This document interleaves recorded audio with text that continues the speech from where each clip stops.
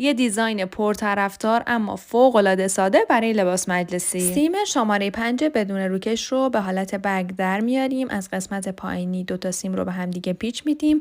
اضافهش رو هم با سیم چین جدا میکنیم. یه لایه تور ژاپن سیممون رو روش قرار میدیم. یه لایه زامویکس و یه لایه ساتن آمریکایی قرار میدیم و با اتو کامل فیکسش میکنیم. دور کار رو به اندازه نیم سانت جلوتر از سیم برش میزنیم و فندک میگیریم. قسمت انتهای سیم رو هم به این شکل گرد میکنیم. حالا برای جواهردوزی روش از هر متریالی میتونید استفاده کنید. من نخ و سوزنمو بردم داخل، از 3 تا کریستال و یه مروارید استفاده میکنم. نختون یا باید دقیقاً همرنگ پارچه باشه یا نخ نامرئی. به همین شکل میتونید این کار رو انجام بدید. حالا از متریالای دیگه مثل ملیل شکسته هم میتونید استفاده کنید و همچنین نگین پایه‌دار گرد یا نگین متری هم میتونید استفاده کنید و روی سیم به همین شکل قرار بدید. و در